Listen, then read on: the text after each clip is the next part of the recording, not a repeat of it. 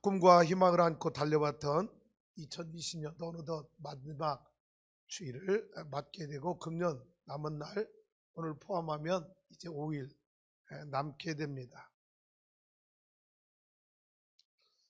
어느 해보다도 성도들 개인적 삶도 힘들었을 것 같고 또 제 목회도 이렇게 힘든 적이 있었는가 할 정도로 이 코로나는 생각보다 저 여러분들에게 많은 아픔, 많은 힘든 세월을 보내게 했습니다.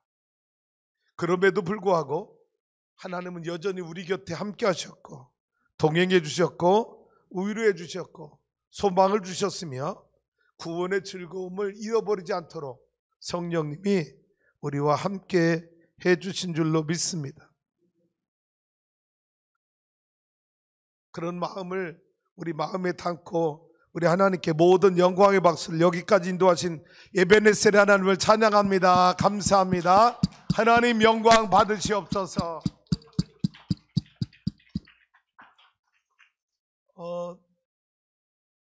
여러분, 사실 제가 안산 대광교회 개척했을 때 처음에는 너무 어려워서 3년 동안 사례비를 전혀 받을 수가 없었어요. 4년 차에 30만 원씩 사례를 받게 되었습니다. 그런데 그해 저희 교회 첫 번째 성도 가정이었던 양준석 집사님, 박옥화 집사님 가정에 두 아들이 있었어요. 1층에 경춘 과일 가게 상의하는 가정이 있었는데 그 두 아들이 승규와 승용이라고 하는 아들이 있었습니다. 그런데 이 큰아들 승용이가 상업고등학교를 갔는데 학교를 못 가는 거예요. 그래서 신방 가봤더니 등록금을 내지 못해서 학교를 못 가게 되었다라는 이야기를 듣게 되었습니다. 그래서 제 사례비의 3분의 1, 10만 원을 들고 그 가정이 다시 신방을 가서 이것이 등록금 다 될지 모르지만 내가 도울 수 있는 금액이니 부족하면 보태서라도 다시 학교를 꼭 갔으면 좋겠다라고 그 아이에게 제가 받는 사례비의 3분의 1을 떼어서 등록금을 지원해 준 기억이 어렴풋 생각납니다. 제가 선교사 가기 전에 개척해서 처음으로 5년 차 되던 해에 부흥회를 2월 마지막 주 봄방학이라고 그랬죠. 그때의 학생들도 다 부흥회를 참석할 수 있기 때문에 그때 부흥회를 했는데 그 주에 저희 교회 이제 전도돼서 한 6개월, 1년 가까이 전도돼서 열심히 신앙생활했던 김기님 성도님 가정이 딸 혜진이 하고 함께 그 주일에 예배를 안 나온 거예요. 그래서 부흥회 끝나고 난 뒤에 신방을 가봤더니 지하 단칸방에 남편이 사진관을 하다가 이 처자식을 버려버린 거예요. 쫓아낸 거예요. 그래서 지하 단칸방에 어렵게 살게 되었는데 갔더니 여러분 2월 마지막 주 여전히 쌀쌀하고 추울 때 아닙니까? 꽃샘추위가 오갈 텐데 갔더니 방바닥이 싸늘한 거예요. 냉기가 올라오는 거예요. 기도해주고 나서 왜 교회 못 나왔냐 물었더니 그 딸 혜진이가 중학교 입학에 원곡 중학교 입학을 해야 되는데 교복을 맞출 돈이 없어서 학교를 못 가게 되어서 너무 슬퍼서 오늘 교회 못 나갔다라고 말하는 거예요. 그런데 마침 그때 부흥회 때 부흥 강사님이 성도들을 이렇게 가르치더라고. 처음 부흥회하는 건데 여러분 부흥회 끝나고 나면 강사님 사례비 어떻게 줄까 고민하지 마라. 내가 가르쳐주는 대로 해라. 부흥회 때 누가 제일 고생하는지 아느냐? 모르니까 성도님이 강사님이요. 그러니까 강사는 고생 하나도 안 한다. 매일 하는 부흥회 똑같은 레파토리 다른 교회가 사기 때문에 부흥 강사는 고생 하나도 안 한다. 제일 많이 고생하는 게 마음고생하는 게 담임 목사. 얼마나 성도들이 참석할까? 강사님 사례비 줄 땐 헌금은 나올까? 또 부흥 강사님 말씀에 시험 당하는 성도는 없을까? 마음고생 제일 많이 하는 게 담임 목사. 두 번째 고생하는 건 성도들이다. 시간 참석해야지, 헌금해야지. 그리고 세 번째 고생하는 사람이 있다면 나기 때문에 부흥 강사 사례비를 이렇게 주라고 가르치더라고요. 담임 목사님과 부흥의 경비 다 제하고 남은 금액은 담임 목사님과 강사님과 똑같이 사례비를 나눠주고 금액은 얼마든지 상관하지 마. 그렇게 가르쳐줘서 재정부에서 300만 원 남았어요. 그래서 저에게도 강사님에게도 150만 원씩 똑같이 사례비를 주시더라. 작은 금액이 아니었습니다. 그래서 이 혜진이 집에 신방 갔다가 그 소식을 듣고 다시 집에 와서 집사람하고 김치 한 통, 그리고 교회 사택에 떼려고 사다 놓은 기름 한 통, 보일러 기름 한 통, 그리고 20만 원 교복값을 준비해서 그 가정에 다시 신방을 갔습니다. 그리고 기도해주고 포기하지 말고 앞으로 또 혹시 부족하면 또 필요하면 내가 도울 수 있는 일이 있으면 돕겠다고 그렇게 하고 그 아이의 교복값 20만 원을 주고 왔습니다. 그리고 그 다음에 선교지를 가게 된 거예요. 이 혜진이가 중학교에 들어가서 고등학교에 들어가서 선교지에다 자기 받은 성적표를 매일 복사해서 제록스해서 보내는 거예요. 선교사님, 나 이번 성적 이렇게 나왔어요. 그렇게 보냈습니다. 그리고 이 아이는 인천 간호전문대학에 들어가서 공부를 마치고 그리고 지금 간호사로 일하고 있습니다. 저희 추수하는 교회 개척에서 15년 동안 우리 중고등부 청년들에게 장학금 준 게 제가 어림잡아 보니까 한 1억 3천만 원 정도 장학금을 준 것 같아요. 근데 때로는 우리 집사람이 태클을 걸 때가 많았습니다. 어떤 태클인지 알아요? 여보, 걔 온 지 한 달도 안 된 애야. 장학금 주면 장학금 받고 교회 안 나오랬는데 그러니까 장학금 줄 이유가 어디냐. 교회가 재정이 넉넉해서 주는 것도 아닌데 열심이고 오래 다닌 애들 줘야지. 아무나 장학금 주면 그 의미가 없지 않느냐. 저희 집사람은 교회 재정 상황을 알으니까 아무나 주지 말고 꼭 계속 다닐 아이들, 그런 아이들을 줬으면 좋겠다라는 태클이었어요. 근데 저희 교회는 여러분 아시잖아요. 오늘 장학금 주는 해인데 주간이 2월 거의 마지막 주에 줬습니다만은 전주에 등록을 해도 그 아이들 다 장학금 줬어요. 예상대로 먹고 튀었어요. 안 나오더라고요. 근데 저는 지금도 후회하지 않습니다. 왜? 그 아이들이 나중에 성령이 되어서 언젠가 종교를 선택한다 할 때 어디 선택할까요? 우리가 주었던 그 장학금, 그 아이들에게 다시 그리스도에게 연결되는 여러분 작은 끈, 축복의 씨앗이 될 줄로 믿습니다. 그런데 제가 왜 이런 생각이 문득 떠올랐냐면 그 전에 전혀 생각지도 않은 이야기들이었어요.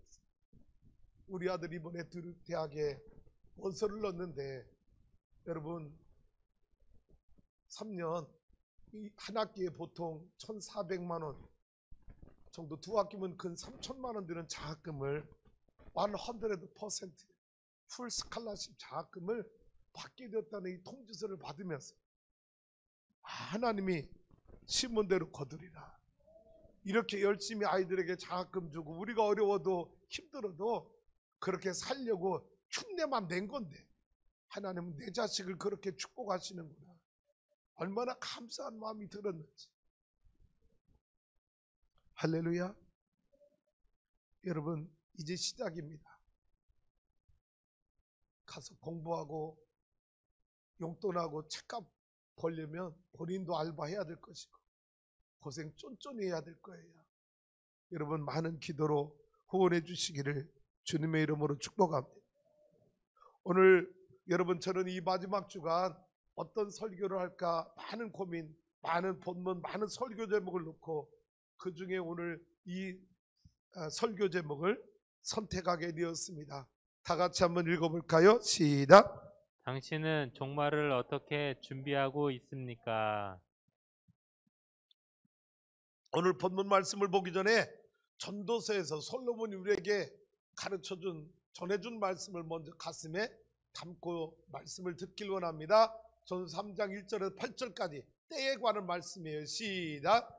범사에 기한이 있고 천하 만사가 다 때가 있나니 날 때가 있고 죽을 때가 있으며 심을 때가 있고 심은 것을 뽑을 때가 있으며 죽일 때가 있고 치료할 때가 있으며 헐 때가 있고 세울 때가 있으며 울 때가 있고 웃을 때가 있으며 슬퍼할 때가 있고 춤출 때가 있으며 돌을 던져버릴 때가 있고 돌을 거둘 때가 있으며 안을 때가 있고 앉는 일을 멀리할 때가 있으며 찾을 때가 있고 잃을 때가 있으며 지킬 때가 있고 버릴 때가 있으며 찢을 때가 있고 꿰맬 때가 있으며 잠잠할 때가 있고 말할 때가 있으며 사랑할 때가 있고 미워할 때가 있으며 전쟁할 때가 있고 평화할 때가 있느니라.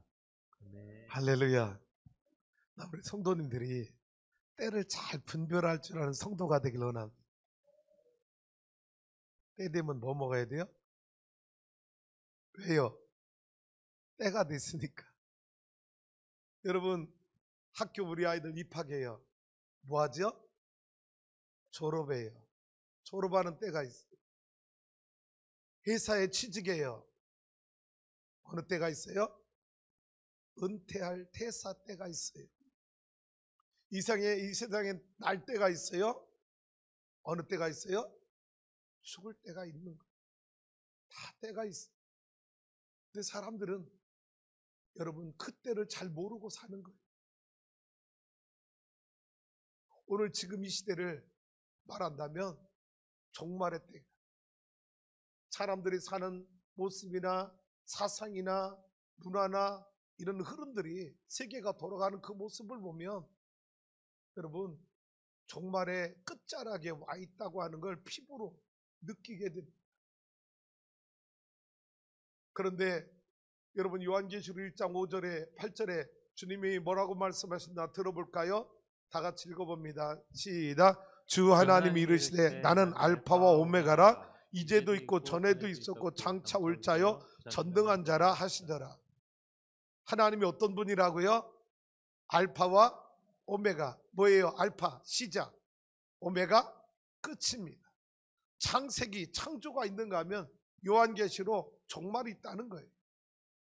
날 때가 있고 죽을 때가 있는 것처럼. 그런데 여러분 이 모든 알파와 오메가 되는 그 여정 속에 누가 계신 거예요? 전에도 계셨고 이제도 계셨고 장차 계실 영원히 함께할 주님 하나님이, 전능하신 하나님이 나와 여러분과 함께하고 계신 줄로 믿기에 그러기에 두려워하지 말고 담대하게 승리하며 살아가는 믿음의 성도가 될 수 있기를 주님의 이름으로 축복합니다. 당신은 어떻게 종말을 준비하고 계십니까? 이 설교 제목 속에는 두 가지 의미가 담겨져 있습니다. 하나는 뭐냐? 짧게 생각해 볼게요. 금년 남은 5일을 어떻게 보낼 것인가? 그리고 다가오는 새해를 어떻게 준비할 것인가? 오늘 이 말씀의 제목 속에 가는 해 그리고 오는 해를 어떻게 종말론적인 삶을 통해서 준비할 것인가? 오늘 하나님의 말씀이 저와 여러분에게 들려질 수 있기를 주님의 이름으로 축복합니다. 마태복음 25장은 세 가지 유명한 비유의 말씀입니다. 열처녀의 비유, 달란트 비유, 양과 염소에 관한 비유의 말씀입니다. 그런데 이 24장 전에 있는 장이 몇 장이죠? 너무 어려운 질문이죠? 여러분 마태복음 25장 전에 있는 장이 몇 장이죠? 24장 맞아요? 나는 23장인 줄 알았어. 여러분 24장이 뭔지 알아요? 별명을 가지고 있어요. 종말장이라고 하는 별명을 가지고 있는 장이 마태복음 24장입니다. 다시 말하면 예수님이 제자들에게 이 마지막 때 어떤 일들이 일어날 것인지 그 마지막 때 일어날 일들을 다 얘기해 준 그 말씀이라 24장을 종말장이라고 말해요. 그런데 놀라운 건 여러분 24장의 종말에 대해서 말씀하신 주님이 25장에 세 가지 비유를 주신 건 그러면 어떤 의미가 있어요?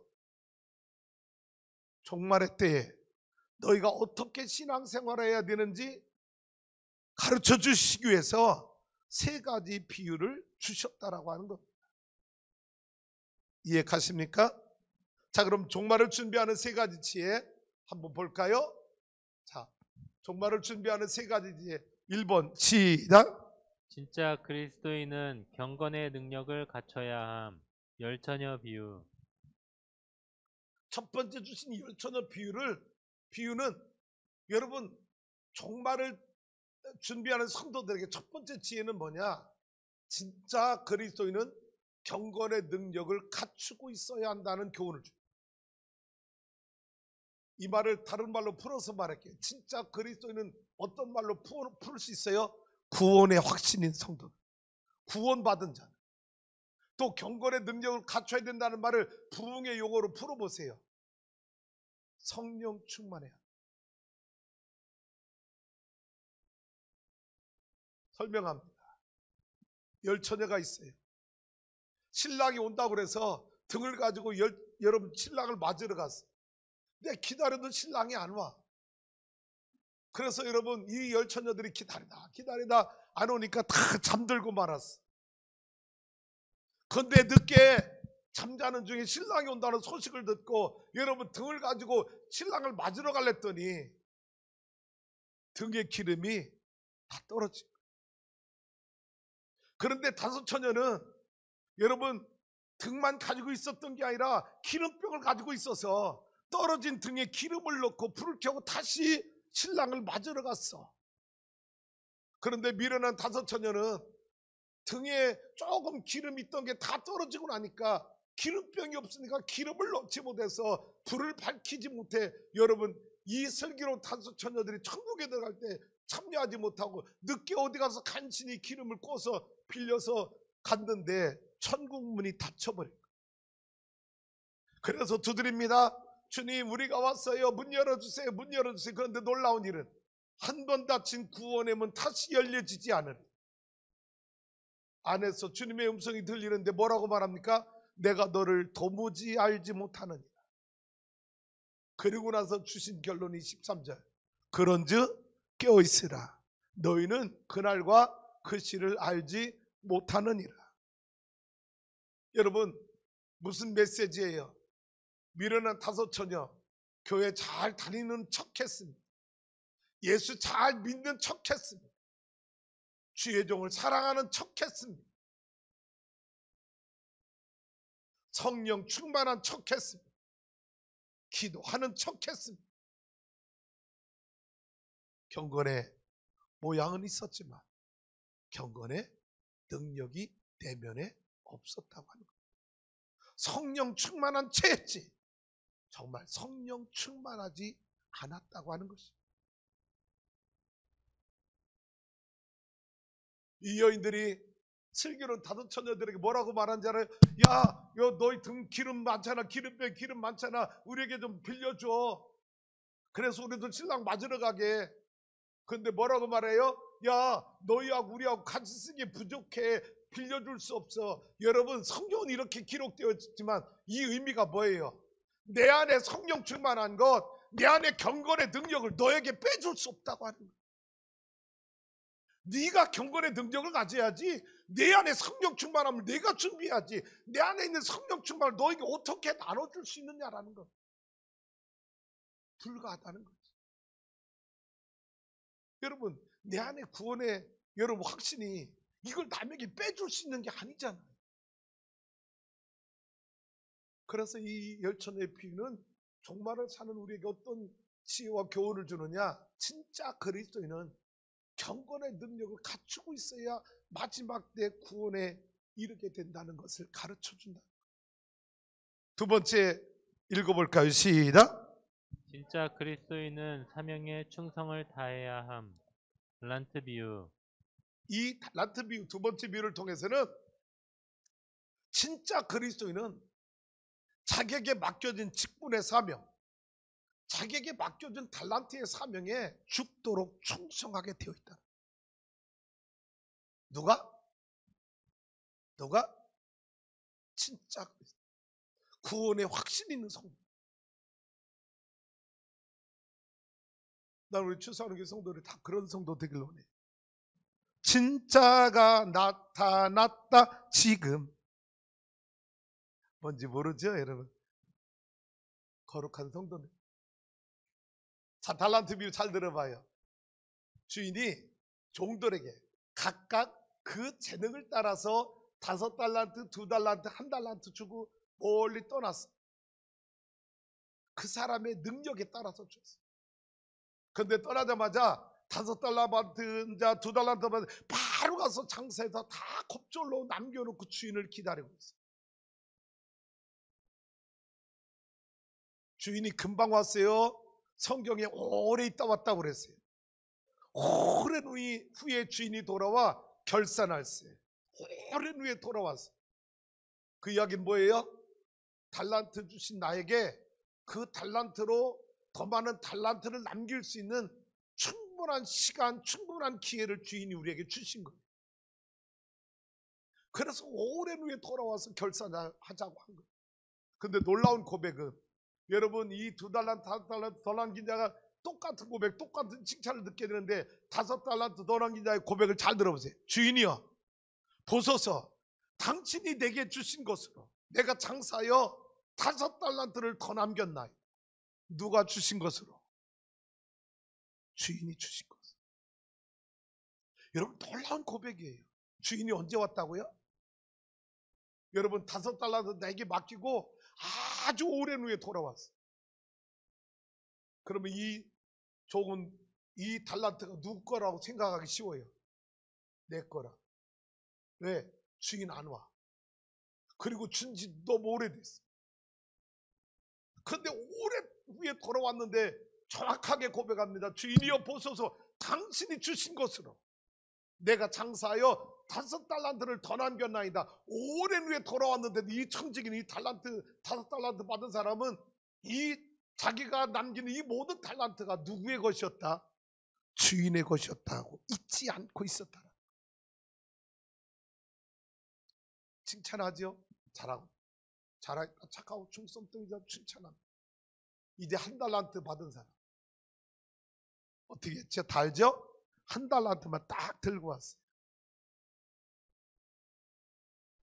아니, 차라리 1달란트 받은 사람 이렇게 했으면 좋을 것 같아. 뭐라고? 주인님, 죄송해요. 내가 열심히 장사를 했는데 하필이면 그때 코로나 터질 게 뭐예요?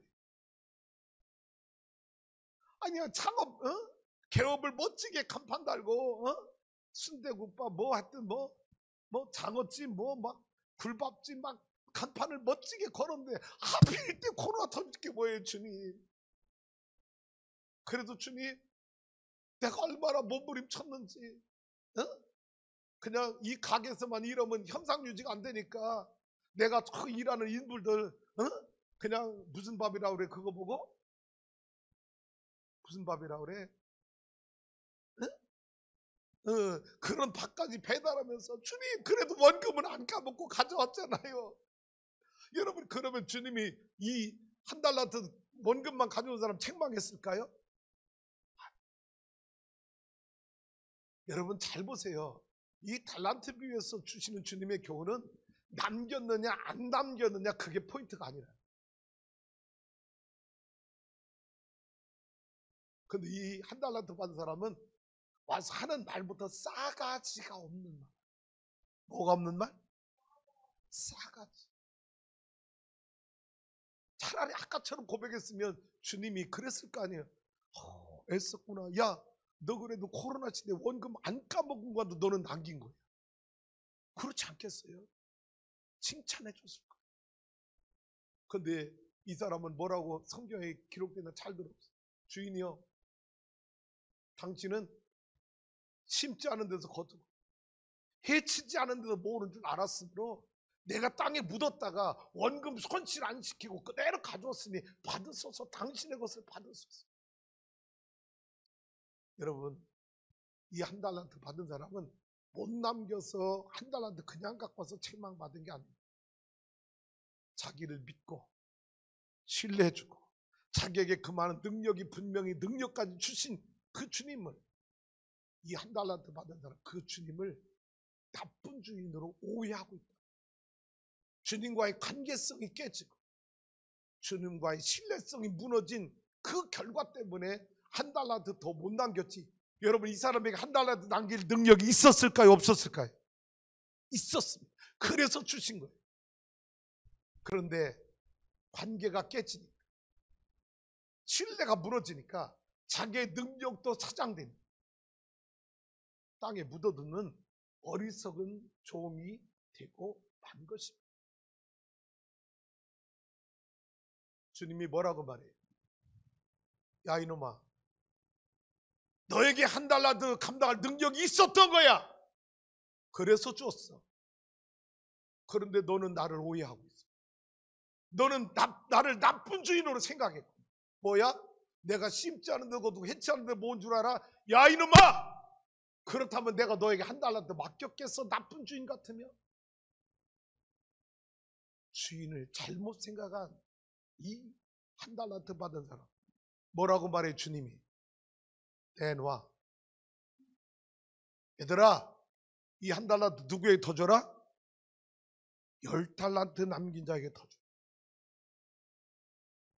여러분, 이게 우리 주님의 경제관이에요. 놀랍지 않아요? 교회에서 구제하고 봉사할 때 다 누구 도와줘야 되죠? 어렵고 힘든 사람 도와줘야 돼요. 여러분, 지금 이 한 달란트 그냥 가져온 사람 구제의 대상일 수 있어요. 야, 10달란트 남기네, 4달란트 남기네, 일로 가져와봐.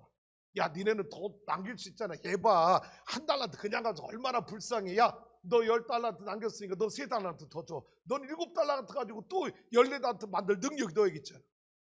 여러분, 4달란트 가진 얘기야. 너 한 달란트 내놔. 3달란트 가지면 너 또 남길 수 있어. 야, 그래서 4달란트 여기서 이놈 5달란트 채워주자. 이게 예수님의 경제관이 아니야. 착각하지 말라. 왜? 이놈은 5달란트 주면 또 어떻게 돼요? 이번에는 원금을 가져왔지만 다음에는 원금도 못 가져. 이유가 뭘까요? 능력이 없어서요? 아닙니다. 주인과의 관계가 틀어졌기 때문에 안 됩니다. 주인을 불신하고 있기 때문에 이놈은 10달란트 갖다 줘도 안 된다는 겁니다. 저희 집사람이 요즘에 저 없는 사이에 TV를 보면서 김영석 교수 아시나요? 올해 102세, 내년이면 103세. 연세대 철학과 교수였다가 퇴임한 분인데, 여러분 지금도 자기 치아를 가지고 걸어다니고 강의를 하러 다니고, 이분이 2시간 TV에서 특강하는 걸 저희 집사람이 들었다는 거예요.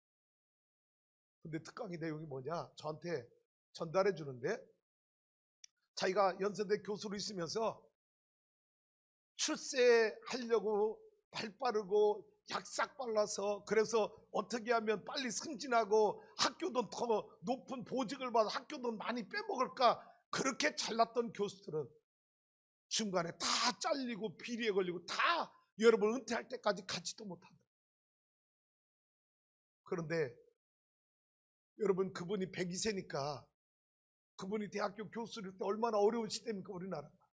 근데 이 교수님 가만히 보니까 교수들 가운데 어렵고 힘든 학생들에게 등록금 못 내서 학업 중단한 아들에게 어떻게 하면 내 월급 쪽에서 아이들 도와줄까, 장학금 줄까, 여러분 그렇게 고민하고 고심하던 그 선생들은 여러분 다 나중에 보직 차지하고 명예롭게 은퇴하고, 이 김영석 교수 뭐라고 말하는지 알아요? 지금은 제자들이 대기업을 이뤄서 스승님 와서 강의해 주세요, 우리 직원들 특강해 주세요.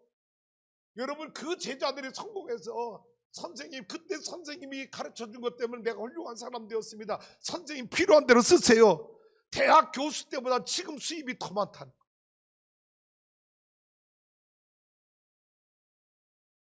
뭐예요? 달란트를 남을 위해서, 하나님 영광을 위해서 잘 사용한 거예요.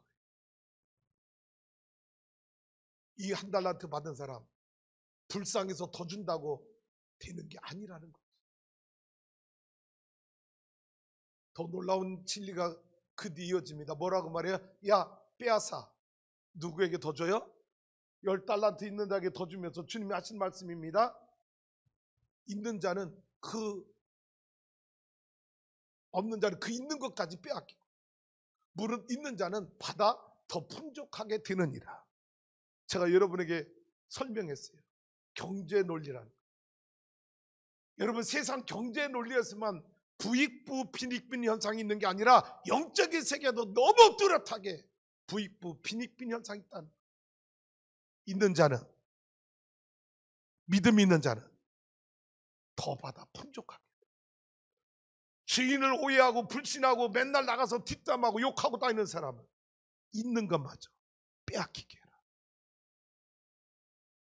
여러분, 정신 똑바로 차리세요. 저 세상에서만 경제 논리, 부익부 빈익빈 현상이 있는 게 아니라 영적 세계에서 너무 더 분명하다. 믿음 있는 자, 부익부. 원망하고 불평하고 뒷담하고 이런 사람 빈익빈, 더 가난해지. 저는 우리 추수하는 게 성도 여러분, 나는 우리 성도들이 빈익빈 현상을 경험하지 않길, 나는 우리 성도들이 영적으로 부익부 현상을 경험하길 원합니다. 할렐루야. 너무나 분명해. 너무 분명해. 저는 제 아들이 여러분 합격하는 것도 기적이에요. 왜? 그 학교가 요구하는 토플 점수가 있잖아요. 합격하는 것도 기적인데 여러분 풀 스칼라십 장학금 받게 되었다고 하는 거 얼마나 감사한지. 할렐루야. 얼마나 감사. 뭐예요? 부익부 현상이 일어나야 된다. 빈익빈 현상이 아니라 부익부 현상이 우리 영적 삶에 끊임없이 일어나야 될 줄로 믿습니다. 그래서 두 번째 다시 읽어봐요. 시작. 진짜 그리스도인은 사명에 충성을 다해야 합니다. 이게 달란트 비유가 우리에게 주는 교훈이에요. 세 번째, 종말을 준비한 세 번째 제 시작. 진짜 그리스도인으로 살아가는 방법을 가르쳐 준 비유. 세 번째 비유입니다. 오른편에 양머리, 왼편에 염소. 주님이 이들에게 말한 거예요. 얘들아, 너무 고마워. 아이, 주님 뭐 때문에요? 너희들은 말이야, 내가 배고플 때 나에게 먹을 것 줬어. 내가 목마를 때 너희들은 마실 것 줬잖아. 내가 입을 옷이 없어서 추위에 떨 때 너희들이 겉옷을 벗어줬어. 내가 병들었을 때, 나그네 되었을 때, 옥에 갇혔을 때 너희들은 찾아와 나를 위로해 주었지. 뭐라고 말해요? 예수님, 우리 예수님한테 그렇게 한 적이 없어요. 그래, 나한테 직접 한 건 아니야. 그런데 말이야, 너희가 세상에 살면서, 세상에 나가 살면서, 그리스도인으로 성도로 살면서 너희 이웃, 가까이 있는 이웃들에게 그렇게 행한 게 다 나에게 한 거야. 이쪽에 왼편에 있는 염소들에게 말하는, 얘들아, 톤이 다르잖아. 그치? 아까는 얘들아 고마워. 얘들아, 너네들 너무한 거 아니야? 아이, 주님 무슨 말이에요? 야, 나 너네들 말이야, 내가 배고플 때 쭉 얘기 안 했다고 다 얘기하니까 이들 뭐라고 말이야?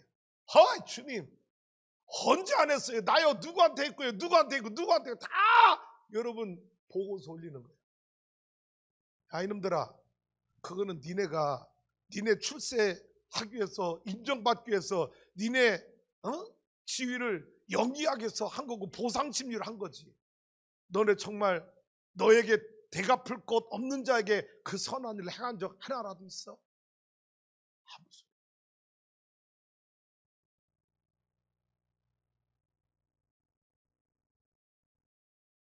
뭘 말합니까? 잘 보세요. 첫 번째 열처녀 비유는 교회 안에서 신앙생활, 경건의 능력, 성령 주. 두 번째까지도 교회 안에서 내가 받은 사명 감당하는 것. 세 번째는 교회 바뀝니다.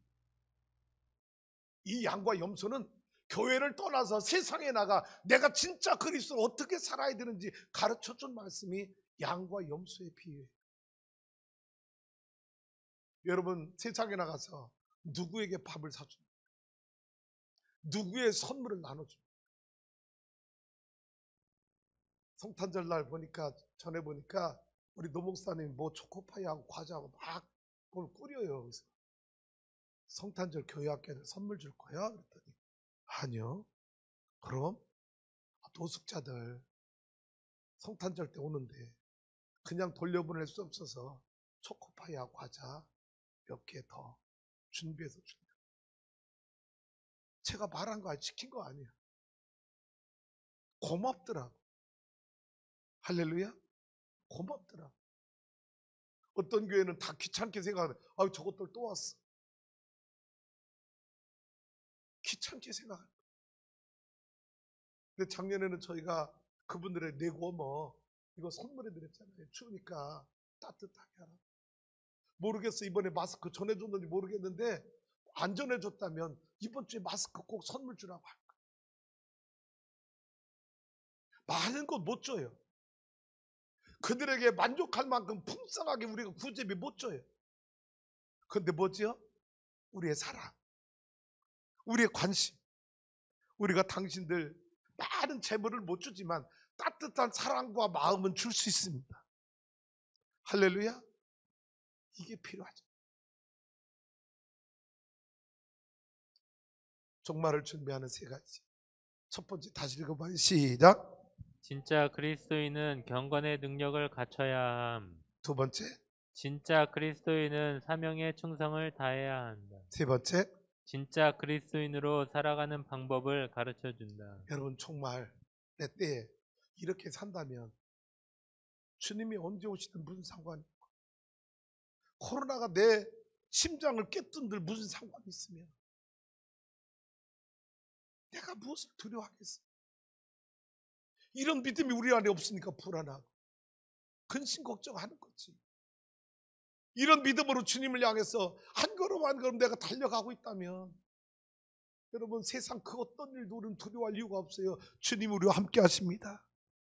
금년 안에 임마누엘로 함께 하신 주님이 내년에는요 여호와일의 하나님이 우리와 함께 하실 거예요. 할렐루야. 두려워하지 마세요. 저 오늘 말씀을요 시편 1편 말씀으로 정리하려고 합니다. 시편 1편 말씀 다 같이 읽어볼게요. 시작. 복 있는 사람은 악인들의 꾀를 따르지 아니하며 죄인들의 길에 서지 아니하며 오만한 자들의 자리에 앉지 아니하고 3절까지 가봐요. 오직 여호와의 율법을 즐거워하여 그의 율법을 주야로 묵상하는도다. 그는 시냇가에 심은 나무가 철을 따라 열매를 맺으며 그 잎사귀가 마르지 아니함 같으니 그가 하는 모든 일이 다 형통하리로다. 네. 자 1절부터 볼게요. 저럼 1절에 나오는 거는요 복 있는 사람하고 출발하잖아요. 그리고 세 가지 복 있는 사람을 얘기해줘요. 1절 가봐야지. 자, 세 가지 복 있는 사람 어떤 사람 말이에요? 첫째는 악인의 길을 따르지 않는 자가 복이 있다는 거예요. 두 번째는, 세 번째는요 여러분 1절에 나오는 이 복 있는 사람은요 소극적인 복을 찾는 사람. 뭐예요? 목사님 나 악인들 꽤 쫓아가지 않아요. 그들하고 함께 하지 않아요. 목사님 나 죄인들하고 같이 걸어가지 않아요. 목사님 나 오만한 자들하고 함께 앉아서 뒷담하고 난 비판하는 얘기 안 해요. 여러분 이 복을 추구하라고 이 말씀을 주신 게 아니라는 거예요. 이것 잘했다고 여러분 칭찬받을 일이 아니라는 거예요. 진짜 복은 어디에 있어요? 2절에 나오는 거예요. 2절 복 있는 사람은 하고 읽어봐요. 시작. 복 있는 사람은 오직 여호와의 율법을 즐거워하여 그의 율법을 주야로 묵상하는도다. 이게 진정한 복이라. 내가 악인의 길을 따르지 않고 죄인의 길을 서지 않고 오만한 자리와 함께 하지 않은 거 그게 복 있는 게 아니라. 진짜 복 있는 사람은 여호와의 율법이 즐거워서 그 율법을 주야로 묵상하고 그 말씀 때문에 내가 복음을 전하고 그 말씀에 순종하다 보니까 여러분 이 양들처럼 영혼을 사랑하고 섬기게 되고 그렇게 살다 보니까 3절에 축복이 많아. 3절 가봐요. 어떤 복이 많아? 시작. 그는 시냇가에 여러분 심은 그는 하지 말고 복 있는 사람은 시냇가에. 시작. 복 있는 사람은 시냇가에 심은 나무가 철을 따라 열매를 맺으며 그 잎사귀가 마르지 아니함 같으니 그가 하는 모든 일이 다 형통하리로다. 네, 소극적인 복을 쫓는 자가 아니라 적극적인 여호와의 말씀을 즐거워하여 그 말씀을 주야로 묵상하는 그가 복 있는 사람인데 어떤 복을 받느냐? 시냇가에 심은 나무가 철을 따라 열매를 맺어. 잎사귀가 마르지 않아. 더군다나 그가 하는 모든 일이 다 뭐해? 무슨 일을 만나든지 만사형통하리. 다 같이 이를 만나든 만사형통하리. 제가 새벽 기도 때 옛날 옥반석 목사님, 유명한 부분 강사님 목사님 목소리를 흉내냈어요. 옛날 부분 강사님들은 이렇게 설교했어요. 할렐루야. 따라서 해보세요. 신통하면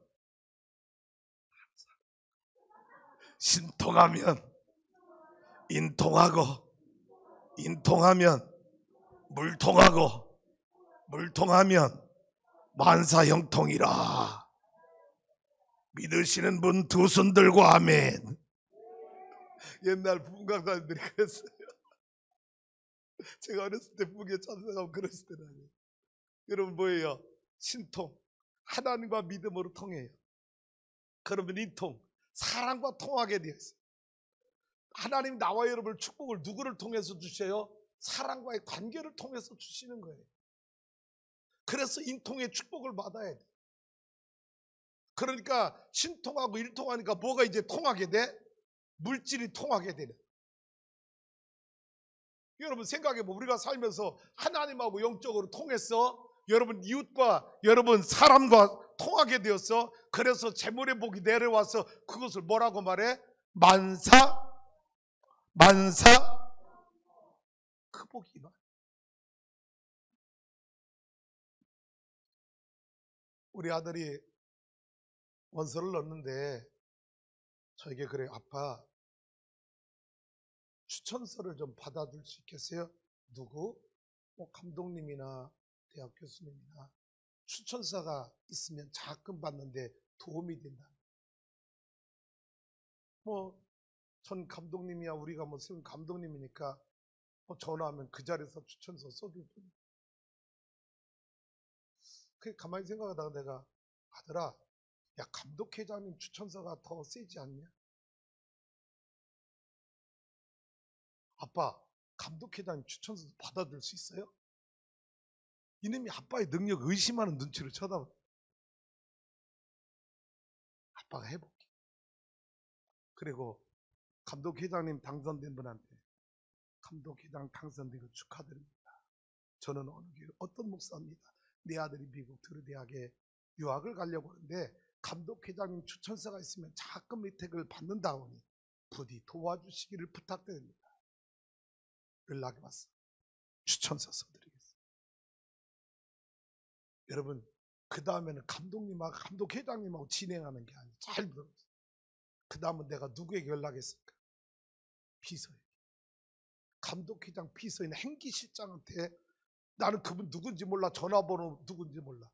전 감독이었던 김규세 감독님한테, 감독님 혹시 행기실장 이름하고 전화번호 나에게 보내줄 수 있어요? 왜? 우리 아들 감독회장님 추천서 받으려고요. 보내왔어요. 내가 행기실장님한테 문자 안 보냈어요. 문자 먼저 보냈어요. 감독회장님한테 보낸 문자 똑같이 보내. 그 다음에 전화를 걸었는데, 무슨 전화를 걸었는데 영상통화 전화를 걸었어요. 예, 그놈이 어떤 놈인지 얼굴은 알아야 될까. 이분이 전화를 받더니 깜짝 놀랐어요. 아니 목사님, 어떻게 처음 전화 거는 사람한테 영상통화를 해요? 예, 행기실장님, 어느 분인지 얼굴은 알고 제가 부탁을 해야 될 것 같아서 영상통화를 신청했어요. 보니까 내가 아는 얼굴이야. 그랬더니 알았다. 근데 진행이 안 되는 거야. 우리 아들은 조마조마해서. 그래서 내가 아들아, 아버지가 할 일은 여기까지, 나머지는 네가 알아서 하는 거야. 그래서 행기실장한테 감독회장 이메일까지 받아서 넘겨주고, 이제는 네가 알아서 하는 거야. 다 연락처 주고 했어요. 근데 이 아들이 행기실장한테 전화하니까 안 받는 거야. 문자 드리고 전화하는데도 안 받아. 그래서 내가 억지로 한번 봤더니 너무 고자생 거야. 아, 이놈아, 급하지도 않은 일 가지고 뭘 그렇게 그냥 족치냐고. 알아서 때 되면 다 해줄 텐데 하고 툭 하고 전화를 끊어. 아들이, 아버지 전화했더니 이래. 나 급한데. 빠를수록 장학금 혜택이 더 크다는데. 그래서 제가 감독회장님한테 다시 메시지 보냈어요. 이때세요. 감독회장님 그동안 많이 바쁘실 것 같아서 행기실장으로 진행했습니다. 빨리 해줄수록 장학금 혜택이 많다 하니 바쁘실 줄 알지만 도와주시길 바랍니다. 금방 문자 왔어요. 즉시 해결하도록. 행기실장한테 또 보냈잖아. 거기다도 도와주시기 바랍니다. 그랬더니요, 그 다음엔 나하고 통할 것도 없어. 행기실장이 아들한테 전화 온 거예요. 아, 전도사님 어떻게 도와주면 됩니까? 어떻게 써주면 됩니까? 이렇게 써주면 됩니까? 전에는요, 여러분 처음 통화할 때는 그렇게 위에 높은 담임 목사보다 더 높은 위치에서 전화하더니 이번에는 동급 전도사 수준으로 전화가 왔더라는 거예요. 그래서 그게 일사천리로 진행이 돼서 이렇게 자금 받게 돼요. 근데 잘 들어보세요. 내가 그 감독회장 아무 인연도 없는데 됐을까요? 아닙니다. 내가 선교지 때 우리 지역의 목회자 세미나 할 때 그때 강사님으로 오셨던 분 중에 한 분입니다. 사람은 관계입니다. 여러분, 이 관계가 얼마나 소중한지 몰라요. 이 관계가 다 나를 축복하는 하나님의 축복의 통로인 거예요. 이 관계를 쉽게 끊지 마세요. 할렐루야. 이 관계를 쉽게 끊지 마. 소중한 관계. 우리의 만남이 얼마나 소중한지 몰라요. 하나님은 이런 관계를 통해서 우리를 축복하시는 거예요. 할렐루야. 주소하는 게 성도 여러분, 마지막 줄을 보아야 돼요. 우리가 살고 있는 이 시대가 종말의 이 때가 너무 가까웠음을 알고 자꾸 세상 것, 여러분 세상 것 너무 취하려고 하지 마세요. 그렇다고 해서 금욕주의로 살라는 거 아니야. 세상에 빠지지 말라는 거지. 할렐루야. 주님이 내게 맡겨주신 사명 감당하려면 오늘 말씀 다시 정리합니다. 내 안에 경건의 능력을 내가 갖고 있어야 돼. 성령 충만함이 내 안에 있어야 돼. 여러분 진짜 구원받은 사람은 내게 주신 직분을 여러분 걸레짝처럼 버리지 않아요. 소중히 여기. 그런 자를 하나님은 복 주시는 거예요. 할렐루야. 그래서 오늘 출소하는 게서 오늘 이 세 가지 비유 가운데 나와 여러분이 어디에 들어가야 돼요? 열처녀 비유 가운데 어디에 들어가야 돼요? 슬기로운 5처녀. 달란트 비유 가운데 어디에 들어가야 돼요? 달란트 남긴 자의 비유. 여러분 양과 염소의 비유 가운데 어디에 들어가야 돼요? 알기는?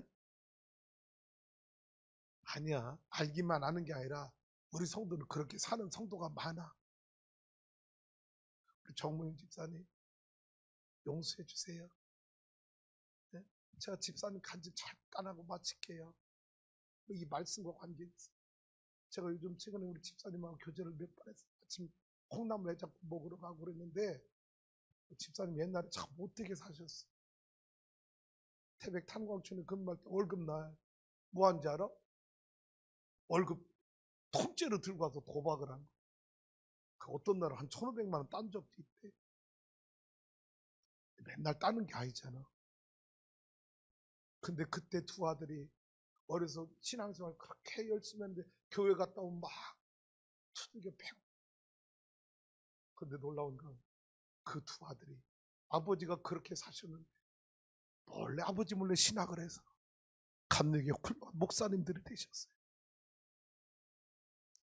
여러분 큰아들 졸업식에 와달래서 갔는데 갑자기 자기 마음이 뜨거워지고 막 눈물이 펑펑 쏟아지고 회개가 나오더라고요. 그때부터 예수 믿고 우리 집사님이 하신 일이 있는데 뭐냐? 내가 하나님의 말씀을 알아야 되겠다. 성경을 쓰기 시작했다. 지금 6번째 쓰고 계시다. 6번째 읽는 게 아니라 6번째 쓰고 계시다. 우리 집사님의 고백입니다. 뭐냐? 3번째까지 쓸 때는 아무 느낌이 없더래. 뭔지 모르겠더래. 이게 무슨 말씀이지? 놀라운 건 네 번째 쓰는데 하나님의 말씀이 살아 움직이더래. 할렐루야. 여러분, 성경을 네 번째 쓰는데 하나님의 말씀이 자기 안에서 살아 움직이더란. 여러분, 그 은혜 속에 지금 말씀을 쓰고 계시죠. 복 있는 사람은 오직 여호와 율법을 즐거워하여 그 율법을 주야로 묵상하는 것. 할렐루야. 저는 앞으로 우리 집사님 두 아들이 우리 집사님의 기도로 얼마나 훌륭한 목회자가 될 것인지 흠뻑이 돼요. 여러분도 기도해 주세요. 할렐루야. 언젠가 기회가 되면 우리에게 모셔서 아마 그 아들도 저 같은 간증이 있을 것 같아요. 우리 아버지 알코올 중독이었죠. 그런 간증이 아드니 목사에게는 있을 것 같아요. 듣고 싶어요. 여러분 기도해 주시면 좋은 날이 있을 줄로 믿습니다. 종말 여러분 두려워하지 마시고 오늘 종말의 때 우리는 슬기로운 5처녀 경건의 능력을 준비하고 $5 남기는 사명 있는 일꾼 되게 하시고 여러분 세상에 나가 여러분 껍데기 그리스도인이 아니라 알맹이 그리스도인, 진짜 나의 도움 사랑 관심이 필요한 자에게 먹을 것 주고 마실 것 주고 입을 것 나눠줄 수 있는 진짜 그리스도인 되어 살아간다면 여러분 새해가 되든 흔해가 되든 어떤 해가 다가와도 주님이 함께 하심으로 말미암아 멋진 진짜 그리스도인으로 하나님 영광에 쓰임받는 수수하는 게 성도가 될 줄로 믿습니다.